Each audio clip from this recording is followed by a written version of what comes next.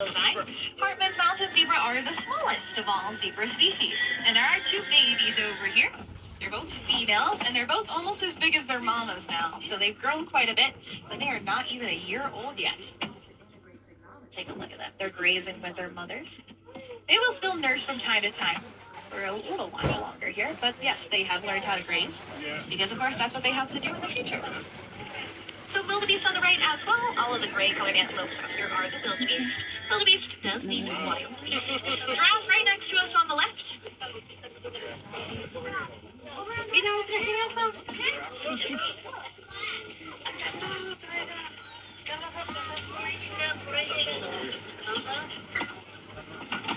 There's another one up here on the right, and even more on the left-hand side. A group of giraffes is called a tower. So this is a tower of giraffes out here. Now, giraffes do spend most of their day eating. In fact, they only sleep for about 30 minutes per day. Giraffes also do sleep standing up, and they can also sleep with their eyes open. That one would be pretty cool, I do have to admit. But I do see some downed trees over this way, which tells me we might be headed into elephant territory. And I already do see an African elephant up ahead.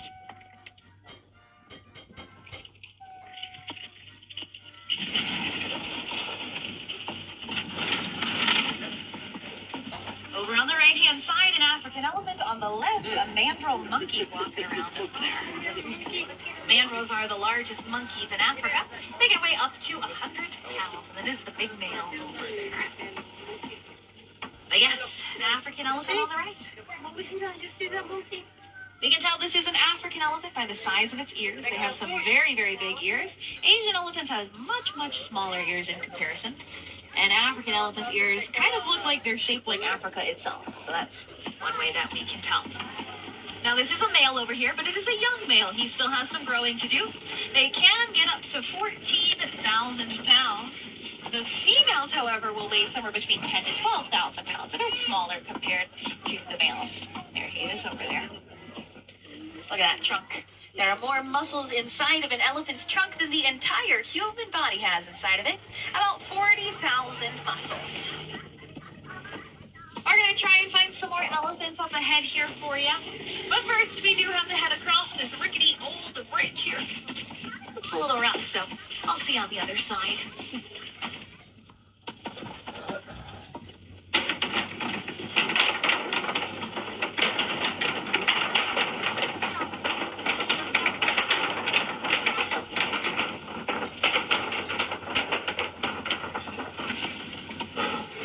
We made it, friends. All right, I knew we would. Let's try and see if we can find some more elephants up ahead, shall we? We are coming up on some red clay pits here. I can see some elephant footprints that are down in this clay. And take a look over on the right. Those are some elephant tusk marks. Elephants will dig their tusks into the clay to loosen it up so they can eat it. There are a ton of minerals inside of that red clay that are really, really good for the overall health of the elephant. So it's one of the little snacks that they do like to have. It's only going to be from time to time, however, and they might actually feel that they're a bit more deficient in something. It's kind of like a medicine for them. I do see some more elephants up ahead. I see at least one more up ahead, I should say. They are in kind of a tricky spot, but I'm going to try and make my way on over and try and go take a look at them. Yeah, I see several over there now. I'm going to see how close we can get. Does look to be a group of all females up here. So a group of all females, and then, like I said before, that was a male that we saw all by himself way back here before. That is extremely, extremely common. Elephants do run in what's called a matriarchal society, which actually does mean that they are all females. So once the males get on into their teenage years or somewhere in there, they're going to head off on their own. And if they don't, mama will actually kick them out.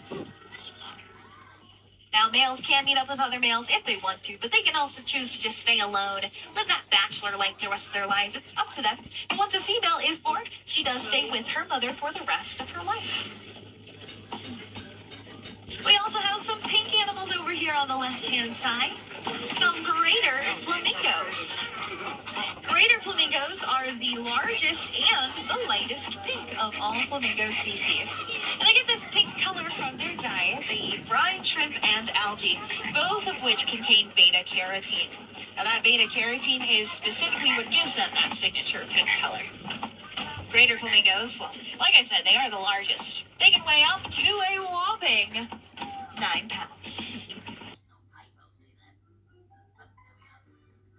Yeah. And a group of flamingos is called a flamboyance. So you did just see a flamboyance of flamingos. Not too bad, my friends. We are headed on into the East Savannah now. And I see some white rhinos over here. On the left-hand side, a couple of white rhinos. Try and get you another view of them up ahead here for you. White rhinos are much larger than black rhinos. These guys can weigh up to 5,000 pounds. Now, white rhinos and black rhinos, oh, just kidding, there's some ostrich on the right. Take a look. Ostrich are the largest birds in the world. They're also the fastest land animals on 2 legs. They can run up to 40 miles per hour. All right, back to these white rhinos over here. Like I said, black and white rhinos are actually the exact same color, which is gray. White rhinos get their name from the Afrikaans word white. Now, white to white was a mistranslation. It actually translates to wide, and it refers to that wide upper lip that white rhinos have. So technically, you're looking at the wide rhinos down there. I also do see a couple of cheetah over this way. They're very hard to spot, no pun intended. Way over there, right at the base of those logs, that pile of logs, there's 3 cheetah laying down all around those trees and logs over there.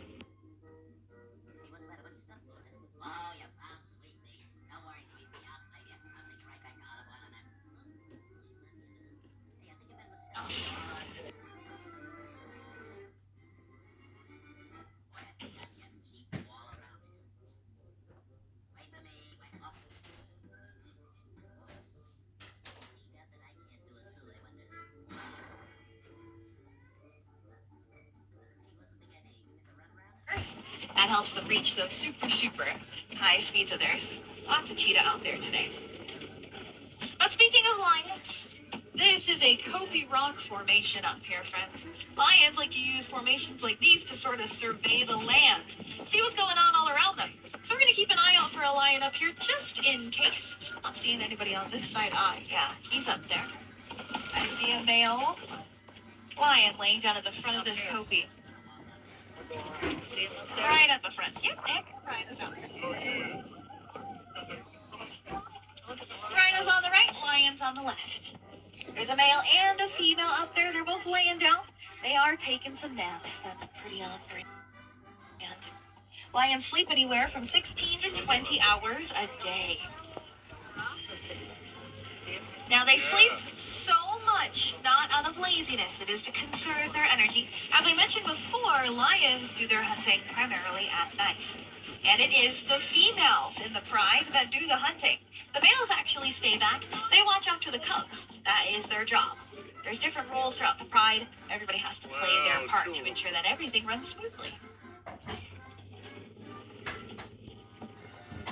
They're looking like they're enjoying this weather right now, this sunshine, that is for sure. We'll let them take their 20th nap of the day here. Keep moving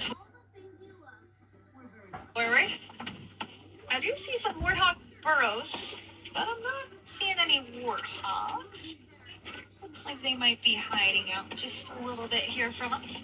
Not really visible from the road here. We'll take one last look at these white rhinos up here for you.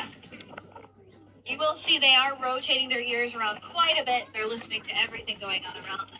The rhinos don't really have the best eyesight, so they really rely on their hearing to judge about how far away our trucks are from them. They also have an excellent sense of smell, so that's kind of how they navigate the world, through their noses and their ears. Let's see here.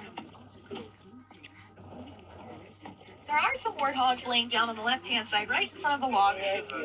They look like fuzzy rocks down there, but those are, in fact, warthogs. They have tusks on the top and the bottom. A lot of people don't know that they have bottom tusks as well. They're very, very sharp. There's also some ostrich eggs on the right of the dirt path in the grass in the sunshine there. That's a clutch of ostrich eggs. Ostrich eggs are the largest eggs in the world, of course. In fact, 2 dozen chicken eggs equals the weight of just 1 ostrich egg. And they're also very, very strong. A grown adult can stand on top of an ostrich egg, and it will not break.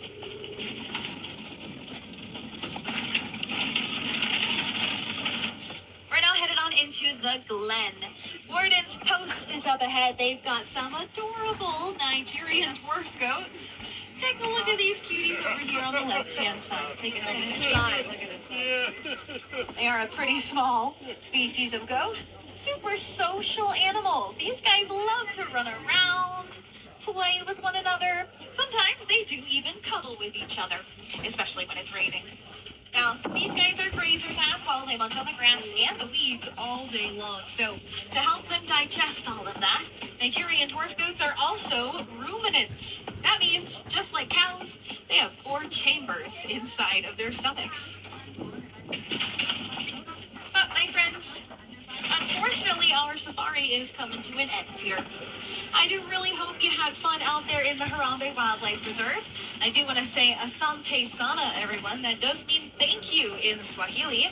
Thank you all so very much for joining me out there. I hope you learned something new. If you want to see some more African animals, want to learn some more about their culture,